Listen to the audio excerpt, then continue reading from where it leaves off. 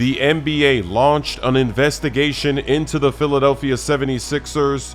They're going to be looking at the signings of James Harden, PJ Tucker, and Daniel House. They think there's some tampering going on. James Harden, he turned down $47 million this offseason, restructured the deal to get $33 million instead of that $47 million this upcoming season.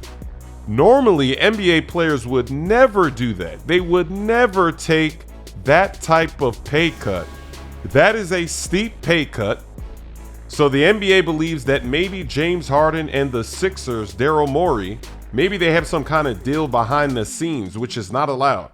In the CBA, you're not allowed to do that, to say, hey, if you take less money, we'll give you more money later. Maybe when you're washed up, you should be retired. We'll let you continue to play and just collect some paychecks. That's what they believe is going on here. This deal looks fishy to them. And then, of course, when he took that pay cut, that gave them the cap space to go get PJ Tucker and then Daniel House. All of these players, they've been teammates before on the Rockets, including Daryl Morey. So they've got history. They've got chemistry. Maybe they're just friends. So this is going to be a very interesting investigation to see what they can find out. How would they prove that this is tampering? Because James Harden, maybe he doesn't care about the money. Obviously, you don't see too many players taking a pay cut like that. But at this point in his career, maybe he says, hey, I don't care about the money. Are players allowed to do that? Obviously, the rules and everything is set up so that players don't do that. They just take the money. They stay where they're supposed to stay. But it's really ultimately up to the players. And then, of course, you've got other teams in the league. They're looking at the New York Knicks. They're saying, hey, clearly there must have been some tampering going on there with Jalen Brunson because he signed almost immediately. Even the Mavs said they didn't even get a meeting with Brunson.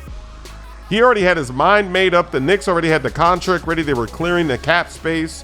So if this goes through, this investigation with the Sixers, and something happens to the Sixers, then everybody's going to start pointing at all these other teams that have tampering charges, tampering suspicions as well. Let me know what you think in the comment section, especially 76ers fans. How do you feel about the NBA going after your team after this off season? Look at the feet. Oh, it's a perfect placement.